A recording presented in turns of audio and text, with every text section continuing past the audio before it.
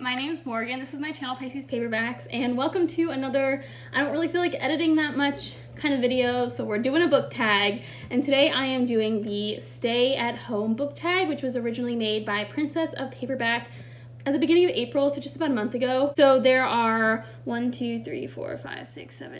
8 prompts and a bonus, so I'm just gonna go down the list, talk about some books, and let's get into it. The first prompt is laying in bed, and that's a book that you have or could read in a day, and for that I'm going with Catching Fire by Suzanne Collins. I read this actually last weekend in one day, and I so enjoyed it. It's such a good book. This is the second book in the Hunger Games series. The prequel, The Ballad of Songbirds and Snakes, actually just came out yesterday, and my copy has arrived at the bookstore where I ordered it, but they're only open from 10 to 4 and I work a 9 to 5, so can't really go get it until Saturday. But I am so glad I reread this book. I read it in one day, just binged the audiobook. So good. Perfection. This book is my favorite in the series by a long shot, so loved reading this one. This was such a great experience. Prompt number 2 is snacking or a guilty pleasure book. I love romance, and romance as my favorite genre is kind of in and of itself a guilty pleasure genre. Not in that I feel any shame for liking it, but that the type of book that it is, like snacking. These are like book snacks. This is the book equivalent of like ice cream. It's so good and you eat it so fast. You know what I mean? So one book that I want to talk about, guilty pleasure book that I read, and I also read in one sitting, is The Sum of All Kisses by Julia Quinn. I read this in my, I don't remember what vlog it was, but I started reading this at like 7 o'clock at night, 8 o'clock at night, and I stayed up until 2 and I finished it. And I just I adored it. It was so fun and like cheerful. If you want to know what it's about this girl, Sarah, and her cousin was forced to leave the country 3 years ago because he was got into this duel with a guy named Hugh. And it's now 3 years later, the cousin has returned to the country and is getting married, and Sarah and Hugh are attending the wedding, and they just keep running into each other, and it's kind of like rivals to lovers. And I just thought this book was so funny, like laugh out loud funny to me, and I just loved it so much. The next prompt is Netflix or a series you want to start. This is good timing because I actually just binged Avatar: The Last Airbender, which was put on Netflix last Friday. That's all I did this weekend. I have not read a book in like a week and a half because of Avatar: The Last Airbender. So a series that I really want to start is the Keeper of the Lost Cities series by Shannon Messenger, I believe.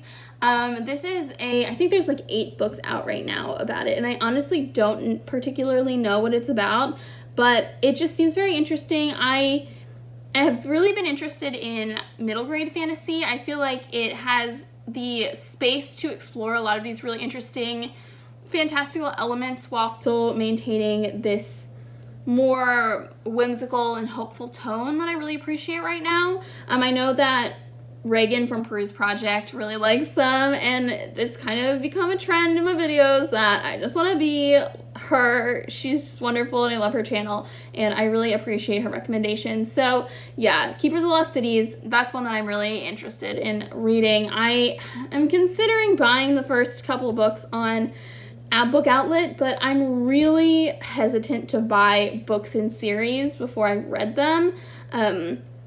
I don't know, I have something, I'm like, I just want to read it to make sure I like it first, and I can just buy them all later. But anyway, that's the one that that's a series that I'm interested in starting very soon. Up next is Deep Clean, or a book that's been on your TBR for like ever. And for me, that is The Reader by Traci Chee. This was actually a Hanukkah present from my cousin like 6 years ago, and I just haven't read it. I don't know.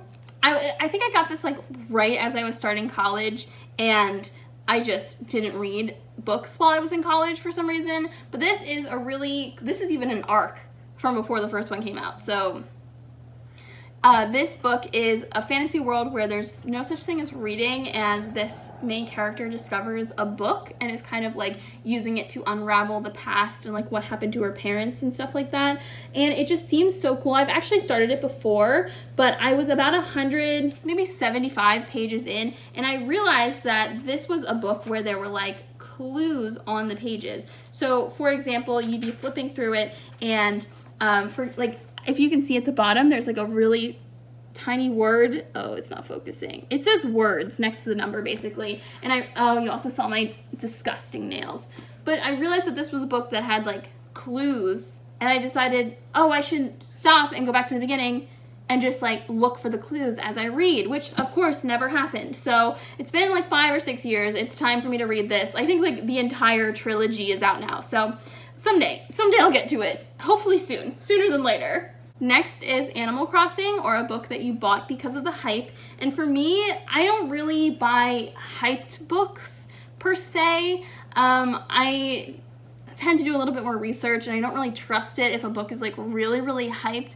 But if I do see like popular books that a lot of people are reading, and even if some people really don't like them, that's something that interests me. So one that I'm going to say for that is Wilder Girls by Rory Power. I actually have the arc of Rory Power's second book, Burn Our Bodies Down, and I'm really interested in reading this one before that one. So yeah, this book is about some girls who have been quarantined on an island for like 2 years because there's this mysterious illness called the tox that's like infecting them and transforming their bodies. And I believe the main character's friend goes missing. I'm not particularly sure. I'm very interested into like this creepy kind of almost fantastical sci-fi situation. I know this is like inspired by Lord of the Flies.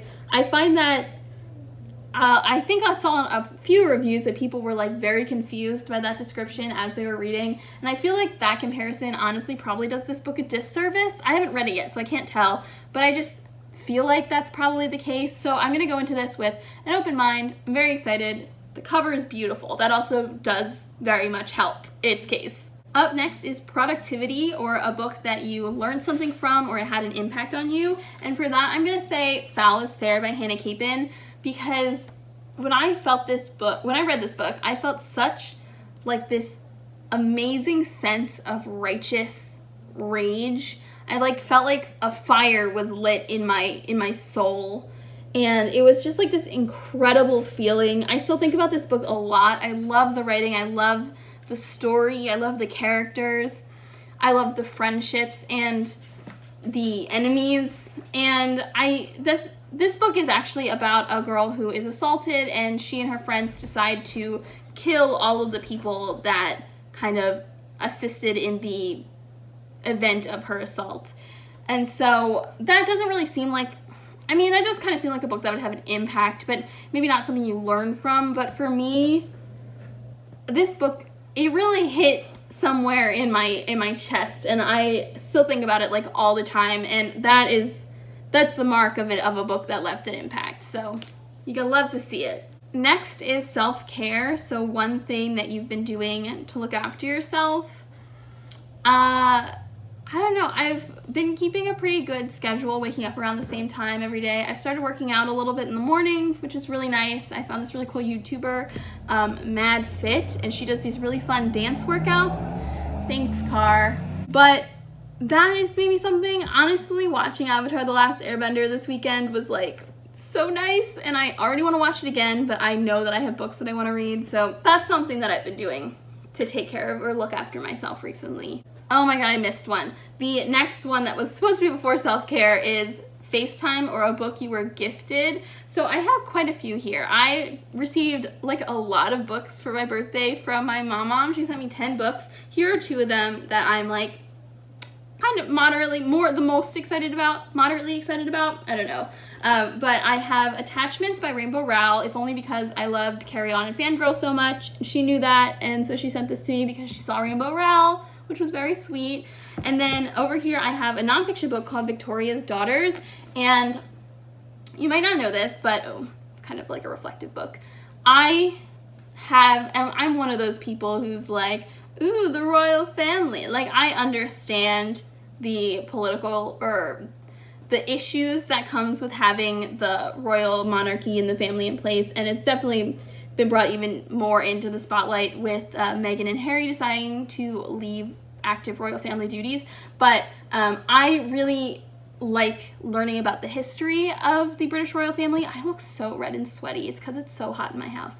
And my favorite monarch to learn about and to learn about the life of is Queen Victoria. This is solely due to how much I loved the movie The Young Victoria, like 100%, but I've really, like, I own like 2 or 3 biographies of her. I've watched like a lot of documentaries about it, and so my mom sent me this book called Victoria's Daughters, and it is basically a nonfiction book chronicling the life of all 5 of her daughters and the impact that, you know, them being the princesses had and how their lives played out. And I'm so excited to read it, which is kind of lame, but I'm really into it. I very much appreciate this book. And then my aunt recently sent me the entire Neopolitan novels box set. Look how beautiful this is. So this was originally written in Italian. The first book is called My Brilliant Friend, which you might know. It's by Elena Ferrante.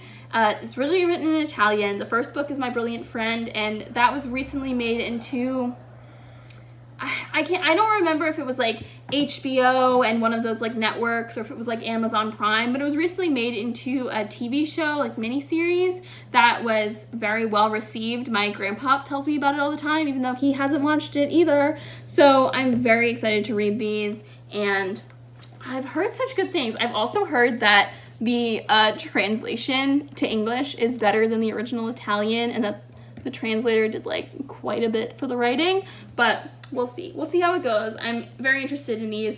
I haven't really been reading that much historical fiction, and I honestly couldn't tell you what these are about. For some reason, the idea of like straight up historical fiction has not really been appealing to me lately, but like I also haven't been reading anything lately, so who fucking knows? And then the bonus question is to name a book coming out soon. And the one I want to talk about is, well, first I want to mention two that just came out. So The Southern Housewife's Guide to Vampire Slaying by Grady Hendrix looks really fucking cool. And Catherine House by author whose name I don't remember at all. Let me see if I can look it up like really quick. Elisabeth Thomas. That one looks so fucking cool. And Angela with Blonde Books, I think her channel is, she read Catherine House last month and really, really liked it. And I find it very interesting. But the one that hasn't come out yet that I really want to talk about is Mexican Gothic by, let's see, Silvia Moreno-Garcia. This is like a Gothic mystery, like historical. I think it takes place in like the 50s or 60s, taking place in Mexico City. I'm so fucking excited for this book. I requested it on NetGalley and I got denied, and that hurt. But, you know, we live, and I am probably going to buy it or get it from the library when it comes out, because I'm so look at the cover. The cover. It's gorgeous. Gorgeous. And with that, that's the end of the tag. I will link the original video down below, as well as Mad Fit. I will link her down below as well. And I hope you enjoyed. Let me know if you have read any of these books and what you thought of them, or if you're planning to read any of them. I hope you enjoyed this video, and I will see you soon. I am planning to do a vlog this weekend because they are doing, oh my god, I forget their names. Chelsea Darling Reads and My Reading is Odd. I forget her name. They're doing a mini contemporary-a-thon this weekend, and I'm going to participate, not really by reading only contemporaries, but just by like read-a-thoning with them. So yes, I hope you enjoyed this video, and I will see you guys next time. Bye!